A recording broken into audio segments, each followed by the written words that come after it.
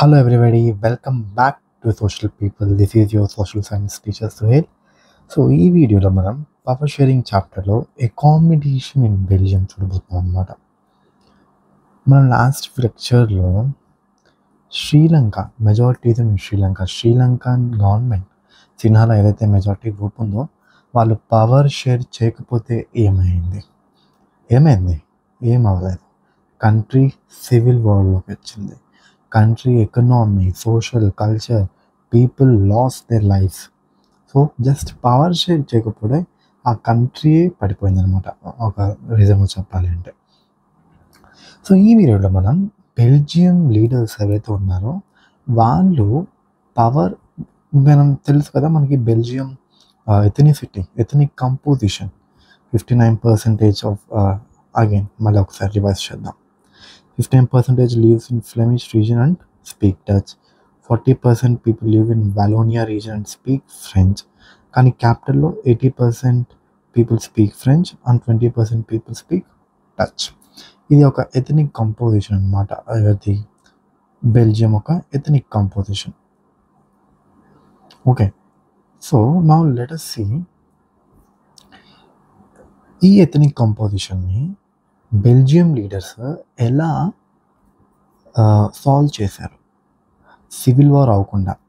Belgium అనేది linguistic basis, language basis మీద విడిపోకుండా ఈ ప్రాబ్లమ్ని వాళ్ళు ఎలా సాల్వ్ చేశారో మనం చూద్దాం ఈ వీడియోలో. ఈ టాపిక్ అకామిడేషన్ ఇన్ బెల్జియంలో. Let us start. The Belgian leaders took a different path. వాళ్ళ బెల్జియం లీడర్స్ ఒక డిఫరెంట్ ఐడియాలజీ, డిఫరెంట్ థాట్ని ప్రజెంట్ చేశారు అనమాట. They recognize the existence of regional differences and cultural diversities. So Belgium leaders ఏమన్నారు, Belgium కంట్రీలో different speaking people ఉన్నారని వాళ్ళు recognize చేశారు. Okay, between 1970s and 1993 they amendment the constitution 4 times so as to work out an arrangement that would be enable everyone to live together within the same country. So Belgium leaders Belgium constitution ni 4 times amend chesaru. MCQ, in how many times has the Belgium constitution has been amended? 4 times. ఎందుకు 4 times amendment చేశారు? అసలు amendment అంటే ఏంటి? Amendment అంటే constitution తెలుసుగా, a set of book rule. Indian constitution రాయడానికి ఎన్ని years పట్టింది? 3 years 11 months 18 days పట్టింది ఇండియన్ కాన్స్టిట్యూషన్ రాయడానికి. సో ఇప్పుడు మనం కాన్స్టిట్యూషన్ అమెండ్మెంట్ గురించి మాట్లాడదాం.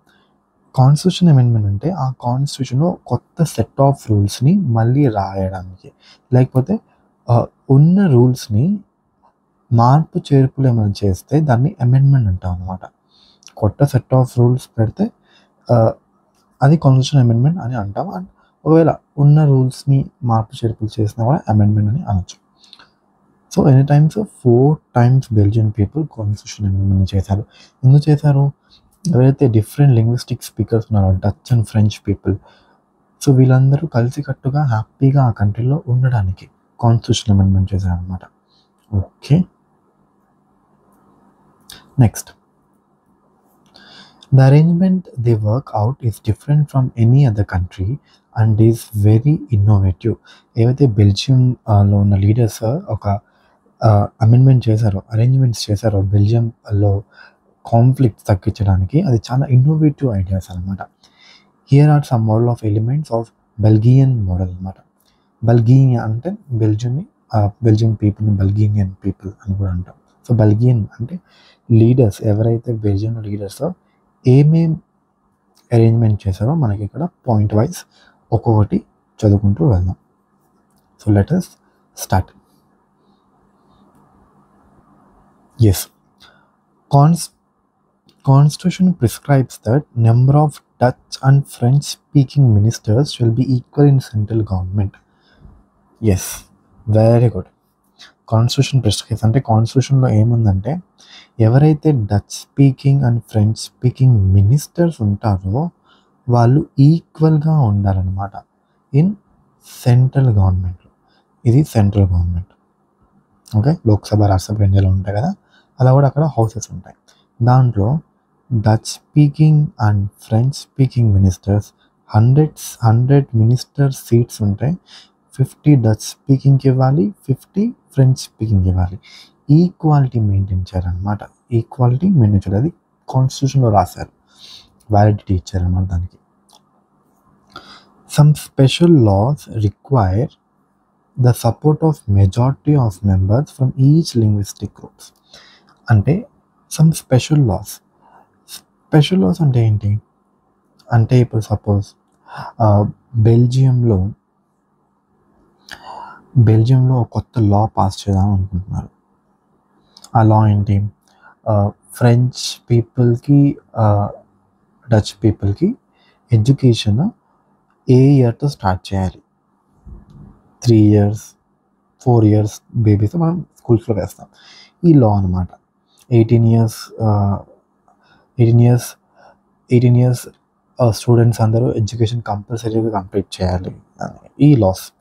సో ఈ లాస్ డిఫరెంట్ లింగ్విస్టిక్ గ్రూప్స్ అందరు కదా, ఫ్రెంచ్ పీపుల్ ఫాలో అవ్వాలి, డచ్ పీపుల్ కూడా ఫాలో అవ్వాలి స్పీకింగ్. సో ఈ స్పెషల్ లాస్, ఏవైతే కొన్ని స్పెషల్ లాస్ ఉన్నాయో, ఎడ్యుకేషన్ కానివ్వండి, మ్యారేజ్ మీద కానివ్వండి, ఏవైతే స్పెషల్ లాస్ ఉంటాయో వాటికి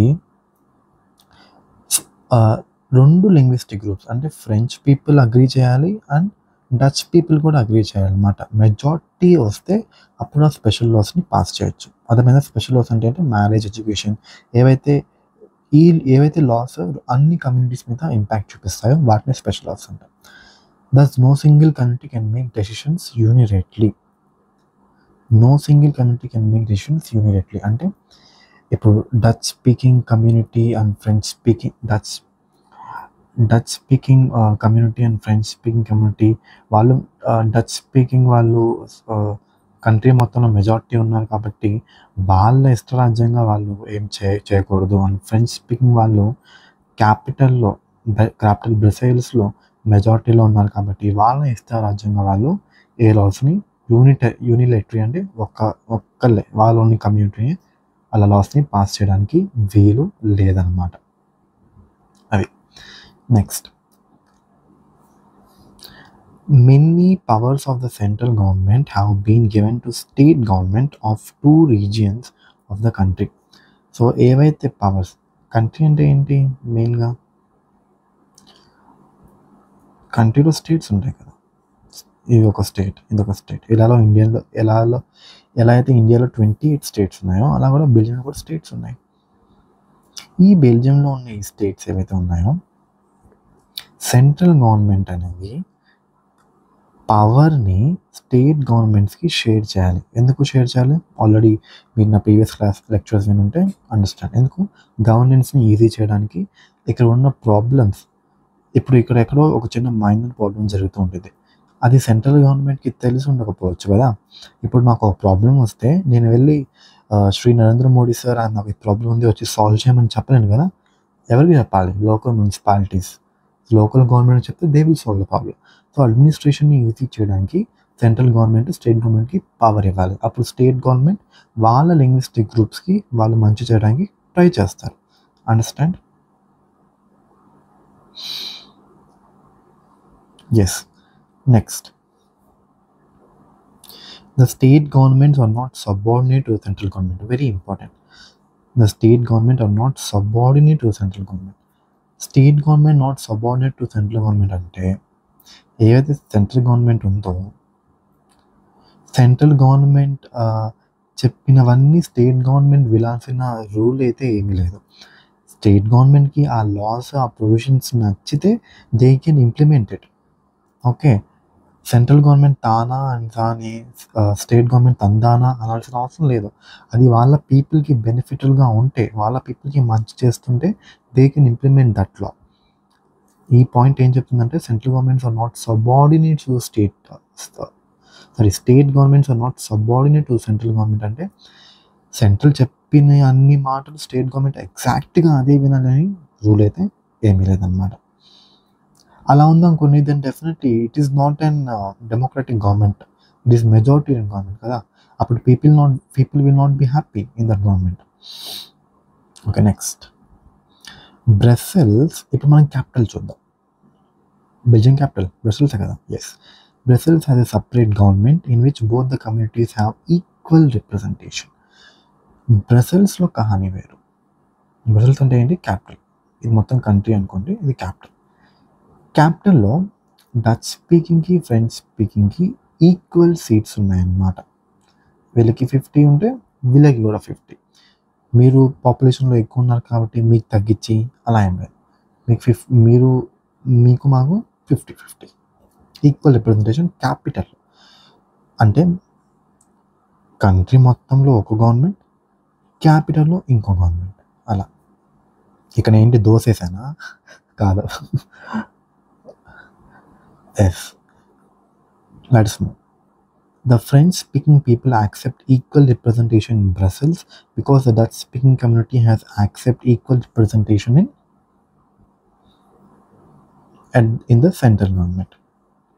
ఇక్కడ ఏంటంటే మ్యూచువల్ అండర్స్టాండింగ్ అనమాట. ఇప్పుడు డచ్ స్పీకింగ్ కమ్యూనిటీ నేషన్ వైడ్లో మెజారిటీ, ఫ్రెంచ్ స్పీకింగ్ కమ్యూనిటీ క్యాపిటల్లో majority. So Dutch speaking community, French speaking community equal representation సెంటర్లో ఓకే చేశారు కాబట్టి డచ్ స్పీకింగ్ కమ్యూనిటీ కూడా national wide equal representation open చేశారు. సో అంటే ఇద్దరు ఒక మెట్టు దిగారన్నమాట. ఆ పర్టికులర్ లైన్ ఏదైతే ఉందో దానికి మీనింగ్ అది. మళ్ళీ ఆ లైన్ రిపీట్ చేస్తాం చూడండి. The French speaking community The French-speaking people accept equal representation in Brussels because the Dutch-speaking community has accept equal representation in central government. Same, because వాళ్ళు యాక్సెప్ట్ చేశారు కాబట్టి మేము యాక్సెప్ట్ చేసాం అలా అన్నమాట. Let us move apart. Apart from the central and state government, there is a third kind of government, that is community government. Very very important అనమాట. Community government అంటే ఇది సెంట్రల్ గవర్నమెంట్, ఇవి స్టేట్ గవర్నమెంట్స్. ఇలా కాకుండా వాళ్ళకి ఇంకో governments ఉంటాయి.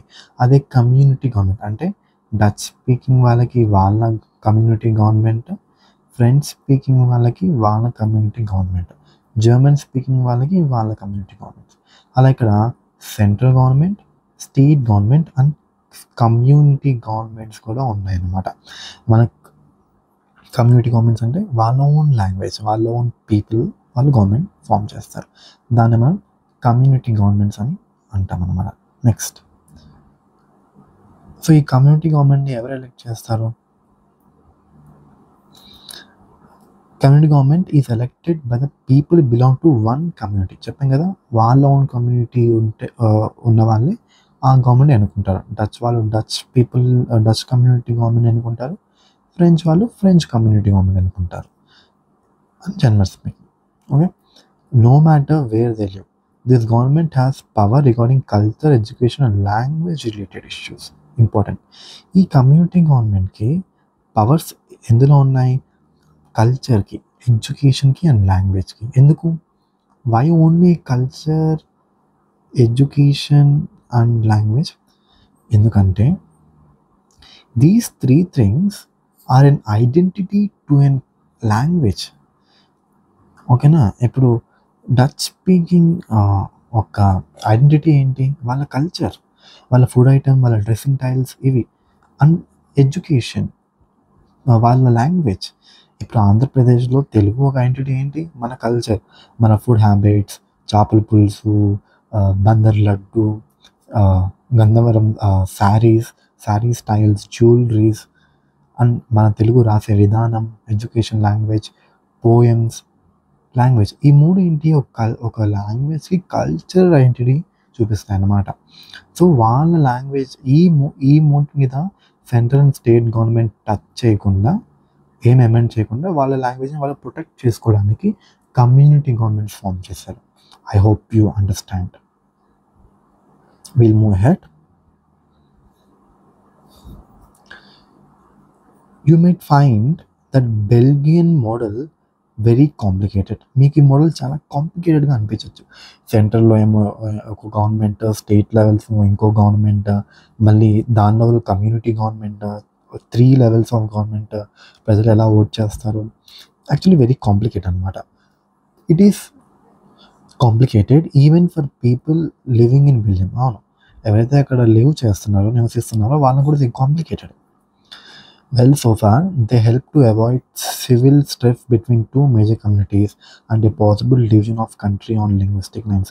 కానీ ఇలా చేయడం వల్ల మనం బెల్జియంని లింగ్విస్టిక్ అంటే భాషా విధానంగా విడిపోవడం ఆపించాం. సివిల్ వార్ జరగకుండా బెల్జియంని ప్రొటెక్ట్ చేశాం అనమాట. ఎప్పుడైతే యూరోపియన్ యూనియన్ అనేది ఒక యూనియన్ అనమాట. అంటే యూరోప్లో మోర్ దాన్ 30 స్టేట్స్ ఉన్నాయి. 30 స్టేట్స్ అంటే కంట్రీస్. పొలిటికల్ లాంగ్వేజ్లో వరల్డ్ లెవెల్లో నేను స్టేట్ యూస్ చేస్తుందంటే నేను కంట్రీ అని చెప్తున్నాను అర్థం. మళ్ళీ మీరు కామెంట్ సెక్షన్లో అన్న స్టేట్ అని అంటున్నావు ఏంటి, కంట్రీ కదా. లేదు, పొలిటికల్ సైన్స్లో బ్రాడర్ మ్యాక్రో లెవెల్లో మనం స్టేట్ అని కూడా అనొచ్చు. 30 స్టేట్స్ ఉంటాయి యూరోప్లో. ఈ యూరోపియన్ యూనియన్ అందరూ ఒక చోటకి వచ్చి European Union headquarters form చేద్దాము అని అనుకున్నారు అన్నమాట.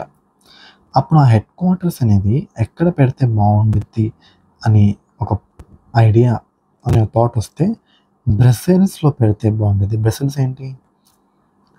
క్యాపిటల్. దేని క్యాపిటల్? బెల్జియం. ఎక్కడుంది బ్రసెల్స్? మీ ఇంటి ముందుందా? లేదు. బ్రసెల్స్ యూరోప్లో, బెల్జియం క్యాపిటల్, బెల్జియంలో ఉంది బ్రసెల్స్. సో యూరోపియన్ యూనియన్ ఒక హెడ్ క్వార్టర్స్ ఎక్కడుంది అంటే ఏం చెప్తారు? బ్రసెల్స్లో ఉంది. MCQ, note it down. ఇక్కడ ఇలా రాసుకోండి, MCQ అని. ఎందుకంటే మీరు చాప్టర్ని రివైజ్ చేసేటప్పుడు యూ విల్ ఫైండ్ MCQ అంటే యూరోపియన్ యూనియన్ హెడ్ క్వార్టర్స్ ఎక్కడ ఉన్నాయి, బ్రసెల్స్లో ఉన్నాయని మీకు అండర్స్టాండ్ అవ్వడానికి.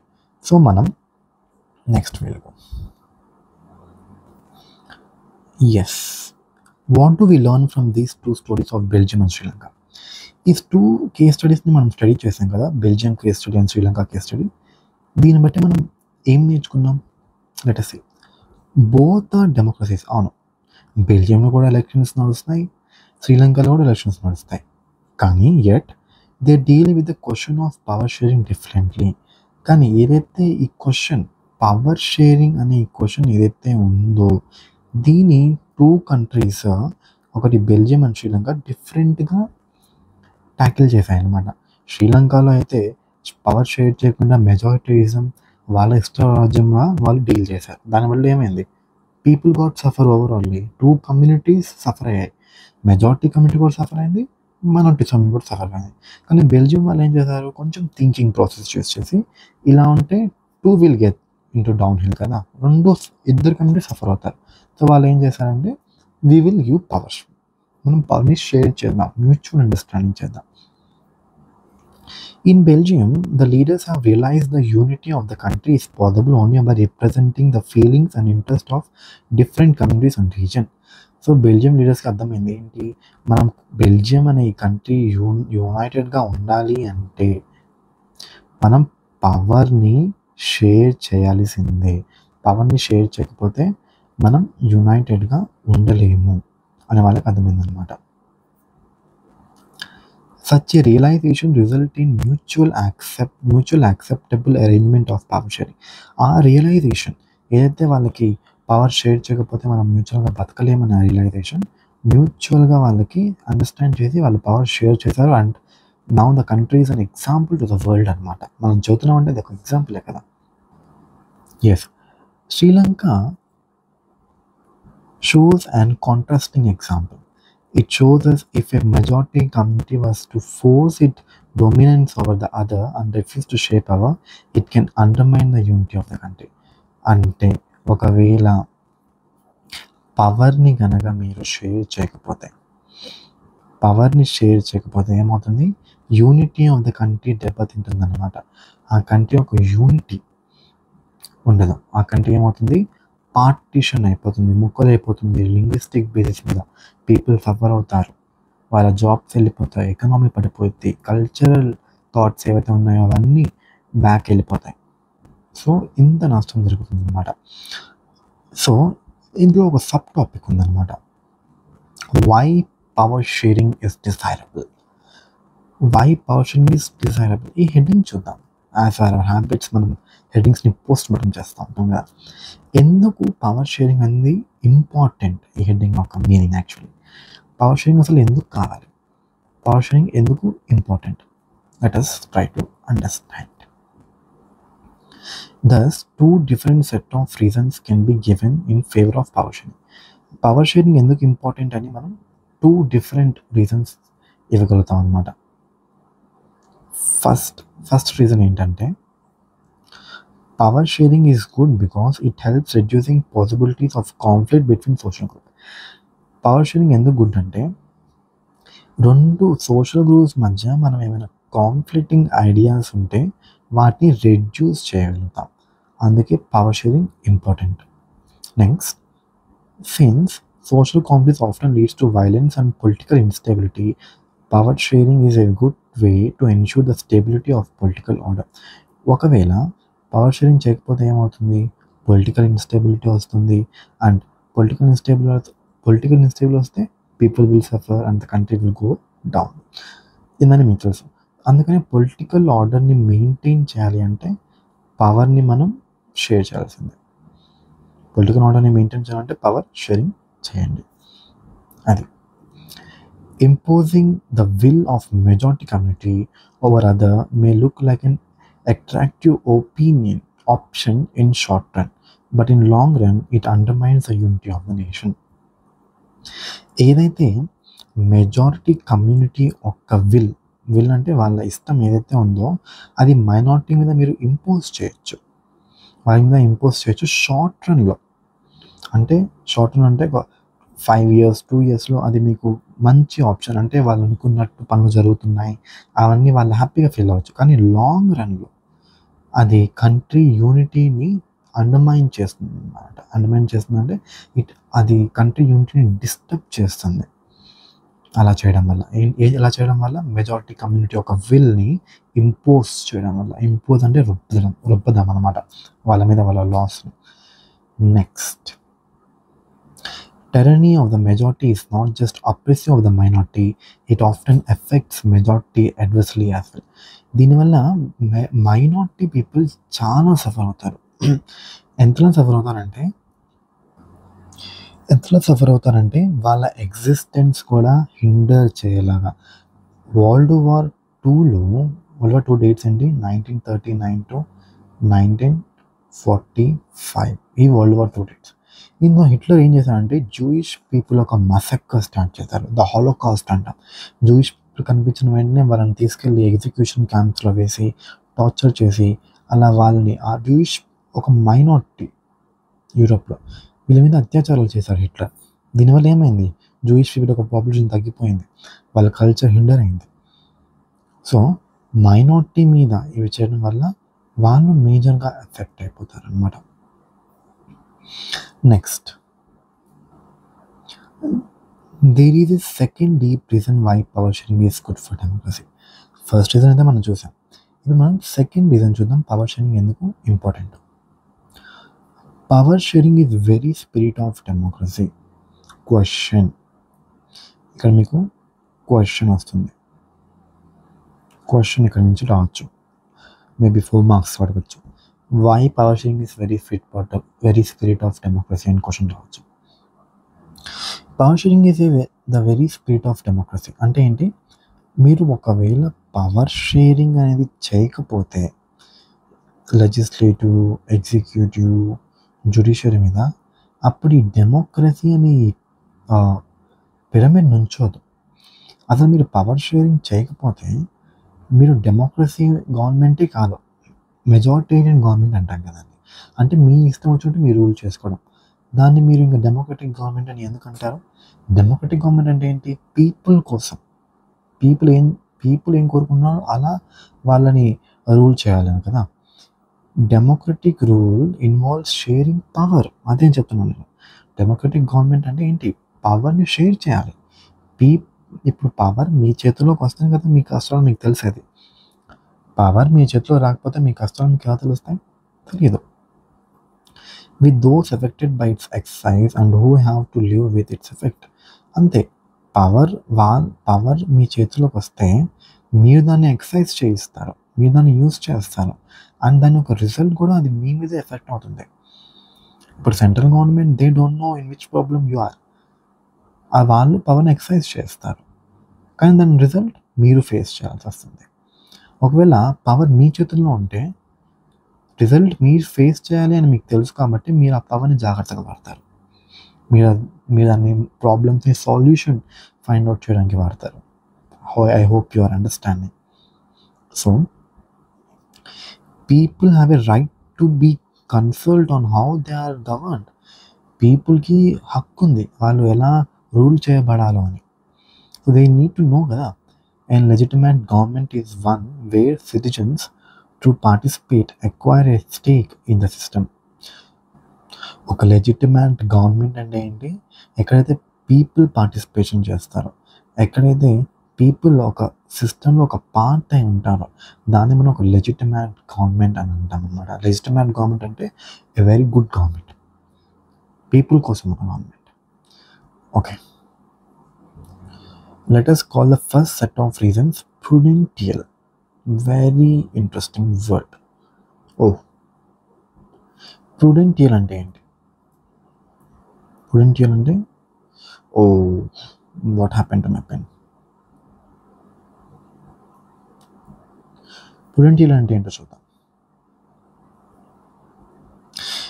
Based on prudence or on careful calculation of gains and loss, prudential decisions are usually contrasted with decisions based purely on moral considerations.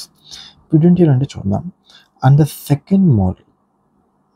While the prudential reasons stress the power sharing will be out better outcomes, moral reasons emphasize this very act of power sharing. First one, prudential reason అన్నారు. అయితే first ఉందో ఇది prudential reason. prudential reason ఏం చేస్తుంది? ఏదైతే loss and gain, ఇప్పుడు ఇక్కడ మనం ఏం నేర్చుకున్నాం? పవర్ షేరింగ్ అనేది గుడ్, అది చేయకపోతే అది కాన్ఫ్లిక్ట్ని తగ్గిస్తుంది, సోషల్ పొలిటికల్ స్టేబిలిటీని పెంచుతుంది. ఇదేంటి? ప్రాఫిట్. ఒకవేళ చేయకపోతే పొలిటికల్ ఆర్డర్ డిస్టర్బ్ అవుతుంది, సోషల్ కాన్ఫ్లిక్ట్ అవుతుంది, లాంగ్ రన్లో మనకి నేషన్ యూనిటీని అండర్మైన్ చేస్తుంది. ఇదేంటి? లాస్. ఇక్కడ మనం లాస్ అండ్ గెయిన్ని చూస్తాం, దాన్ని మనం ప్రుడెంటియల్ రీజన్ అని చెప్తాం.